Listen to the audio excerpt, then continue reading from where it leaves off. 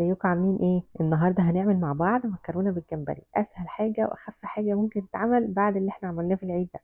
اعملوا سبسكرايب وتعالوا نشوف تتعمل ازاي. اول حاجه هعملها هجيب ميه واحط فيها معلقتين ملح واغليهم عشان اسلق فيهم المكرونه. ما بحطش زيت عشان الزيت بيخلي الصوص يفصل من المكرونه بتاعتي. بعد كده جبت نص كيلو جمبري متفصص ومتنضف وغسلته كويس ونشفته.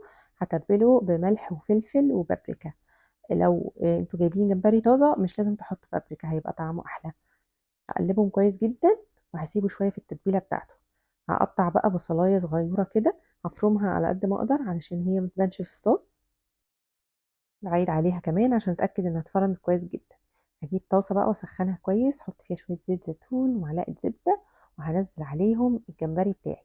الجمبري بقى هنزله على وش واحد، يعني مش عايزاهم يبقوا فوق بعض، علشان كل وش ياخد فيهم نفس السوا. هسيبه دقيقتين كده ياخد لون، وبعد كده هقلبه على الوش التاني.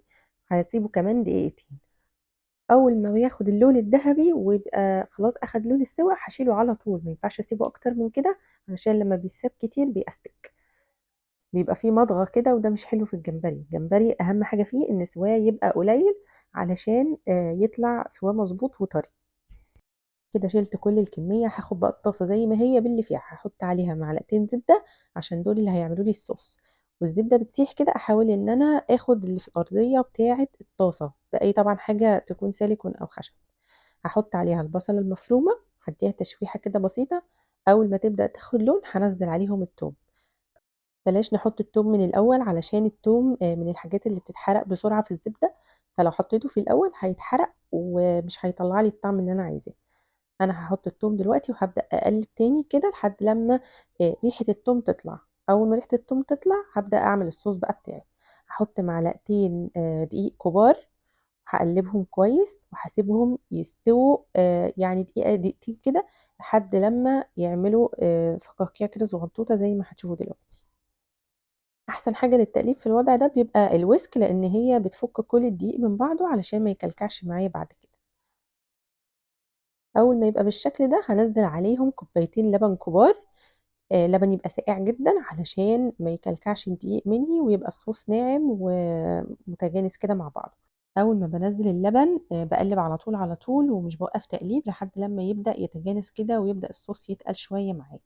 هبدأ اتبله. هحط نص معلقة ملح وربع معلقة فلفل اسود. بحط رشة قرفة، واحط كمان نص معلقة ريحان بيديله طعم حلو قوي.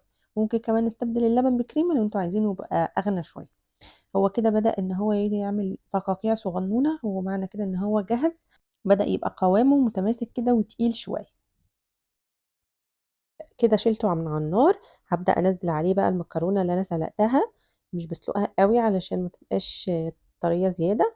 هنزل عليها الجمبري وهقلبهم بقى مع بعض علشان نبدأ نجهز الطبق بتاعنا.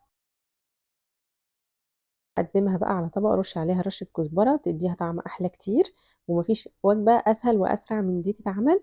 جربوها وقولوا لي رأيكم فيها ايه. ما تنسوش تعملوا اشتراك وفعلوا زرار الجرس عشان يوصلكوا كل الوصفات. لو عجبكم الفيديو اعملوا له لايك. الهنا والشفا، باي باي.